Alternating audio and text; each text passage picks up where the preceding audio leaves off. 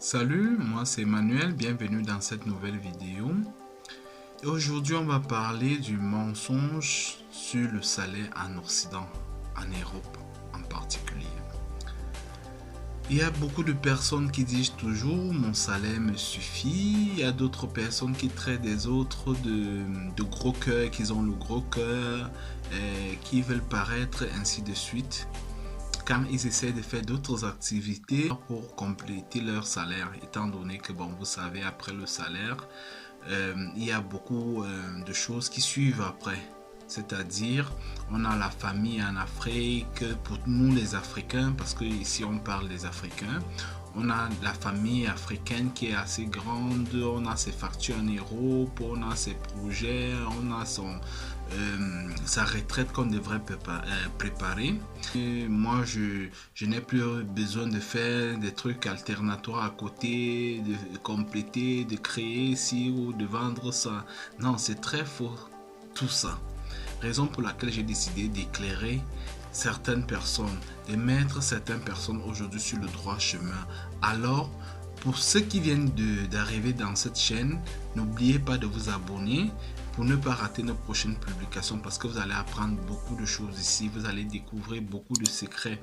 Comment vous allez vous en sortir en Europe, comment vous allez faire pour arriver en Europe, comment vous allez trouver comment vous pouvez avoir même facilement le travail, ses papiers, ainsi de suite. Alors, toi qui es là, partage cette vidéo. Après le générique, on se prend.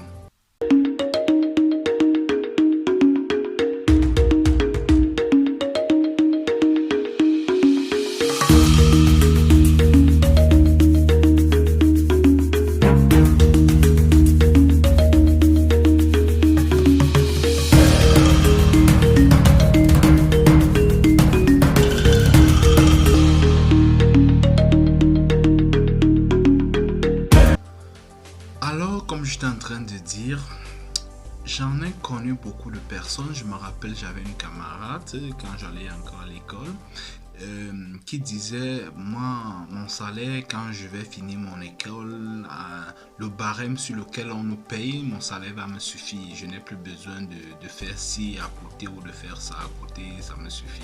Pourquoi cette personne disait ceci? Parce qu'il voyait les Européens, après peut-être 6 mois ou 4 mois de travail, il programmait ses vacances, il allait en vacances dans tel pays, aller tourner là-bas et ainsi de suite. Pourquoi? Ils n'ont pas de problème. C'est-à-dire, ils n'ont pas la famille. La famille en Europe, pour dire vrai, c'est vrai qu'il y a d'autres qui commencent pas à comprendre certaines choses. La famille en Europe, en global, c'est le père, les enfants et sa femme. Ça veut dire si quelqu'un travaille, c'est juste pour sa famille. C'est bien restreint, c'est ça en Europe. Alors nous en Afrique, le salaire ne peut jamais nous suffire. Pourquoi? Parce que on a ses frères, on a sa femme, on a ses enfants, on a son épouse qui aimerait peut-être préparer leur retraite quand ils rentreront en Afrique, qui aimerait soutenir la famille de sa femme s'il y a des enfants là-bas qui doivent payer l'école. On sait toujours ici là que la famille est très grande, il y a toujours des gens qui n'ont pas pu aller à l'école parce qu'on n'a pas payé. On a des gens qu'on aide, on a des enfants qu'on aide dans les orphelinats, on a des dons qu'on fait là-bas, ainsi de suite. Alors toi qui viens en Europe, toi Africain qui est venu chercher la vie en Europe, comment tu peux dire que le salaire te suffit après tout ce que je viens de citer là? Non, c'est très faux. Oui, tu peux dire que ton salaire te suffit si tu coupes ton cœur. Je vais utiliser ce terme-là comme ça. Si tu coupes ton cœur avec l'Afrique, comme celle qui avait dit mes parents sont déjà morts, mon père est mort, ma mère est morte, je n'ai plus rien à foutre en Afrique, je vais acheter ma maison ici, ça me suffit. Je n'ai plus besoin d'aller faire quoi que ce soit en Afrique. Non. Toi aujourd'hui, après cette vidéo, tu vas changer cette mentalité. Pourquoi? Parce que moi, j'avais un ami allemand. Son papa était parti dans les maisons de retraite Qu'est-ce qui s'est passé là-bas? Il a vu comment on traitait ses parents, comment on traitait. Bon, il ne peut pas manger vraiment à sa faim, quoi. Il ne peut pas manger ce qu'il souhaiterait. Il souhaiterait vraiment. Pourquoi? Parce que on les propose les choses en fonction du budget des maisons de retraite. Pourtant, toi, Africain, qui viens en Europe, quand tu as pu bien préparer ta vieillesse, ta retraite, tu peux manger tout ce que tu veux. Tu peux être toujours entouré des gens que tu aimes. Tu peux être toujours entouré des bonnes choses. Pourquoi? Parce que tu as construit une belle maison.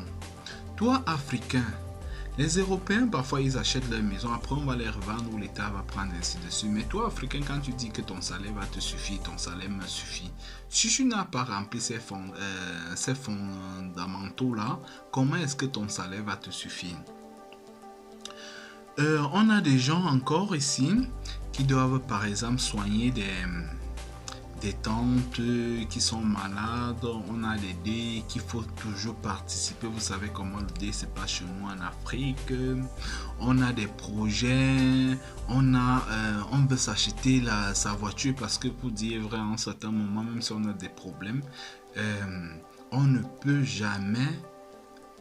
On doit toujours se faire plaisir, mais il faut savoir, ça doit avoir des limites. Je ne vais pas te demander d'aller acheter une voiture de 200 000 euros.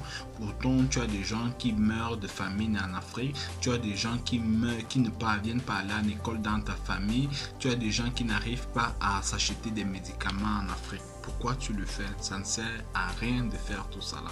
Parce qu'à un certain moment, tu vas le faire quand tu es encore jeune, mais à un certain moment, tu vas te rendre compte que tu as beaucoup perdu. Pourquoi ne pas prendre cet argent, construire une école, construire une société où tu vas employer tes cousins, je ne sais pas, la population africaine, ainsi de suite. Et maintenant, ces revenus-là, bon, je peux dire, soit tu vas agrandir ta société après, soit tu peux donc t'offrir un luxe d'une voiture de 200 millions d'euros, et ainsi de suite. Mais quand tu n'as pas encore ces choses-là, je te dis, et à un certain moment de la vie, tu ne peux pas être heureux avec ces choses-là. Je vais vous raconter une histoire ici. Je connais quelqu'un qui avait beaucoup d'argent, vraiment beaucoup d'argent. Et qu'est-ce qui s'est passé? C'est un blanc, hein? Je vous parle de ce blanc ici là. Qu'est-ce qui s'est passé? Il a eu une maladie. Et cette maladie, vous savez, les blancs, tellement la médecine est assez avancée ici en Europe, ils peuvent déterminer à peu près combien, pas exactement, mais à peu près combien de temps tu peux encore vivre. Le monsieur, on lui a dit, bon, vous ne pouvez plus vivre assez longtemps, vous pouvez encore vivre comme ça avec la maladie que vous avez là, le cancer ne fait qu'évoluer, ainsi de suite. On a essayé tout ce qu'il fallait faire, mais il n'a pas pu s'acheter avec tout l'argent qu'il avait. Qu'est-ce que le monsieur a commencé à faire? Le monsieur a commencé à aller en route. Il a cherché une jeune fille. Un jour qu'il a rencontré en route qui était en train de pleurer parce qu'elle n'avait pas le travail, c'était difficile et ainsi de suite, parce que même ici en Europe, il y a des gens comme ça qui cherchent le travail et n'arrivent pas à avoir. Il a rencontré cette fille, il a embauché cette fille, mais ça montrait tout de même à cette fille qu'il avait beaucoup d'argent en banque. Ce monsieur maintenant a pris cette fille juste pour arranger sa paperasse à la maison, du genre aujourd'hui ou cette semaine je vais aider cette association qui a besoin de l'aide, où les gens ne parviennent pas à manger parce qu'il avait travaillé, il ne voulait plus, il a pris une petite chambre, je dis bien une petite chambre, il a quitté son duplex où il était avant, il a pris juste une petite chambre après. Mais maintenant, chaque jour, il allait donner à manger aux gens qui souffraient là, les gens qui dormaient en haut des sans-abri, ainsi de suite. C'est comme ça maintenant que le monsieur trouvait du sourire. Après un certain moment, il a dédié même tous ses biens à cette fille-là. Bon, il y a des gens qui ont de la chance ici, disons, à cette fille-là. Après un certain moment, le monsieur est parti. Alors, pourquoi je parle de ceci? C'est pour vous dire que on peut chercher l'argent, on peut tout avoir, mais à un certain moment, il y a des choses que l'argent, ça n'a plus de valeur, les biens qu'on a, ainsi de suite. Mais c'est le fait que tu peux apporter du soutien, tu peux faire sourire quelqu'un qui avait faim, un enfant qui avait faim, soigner un enfant qui est malade, payer la scolarité à un enfant.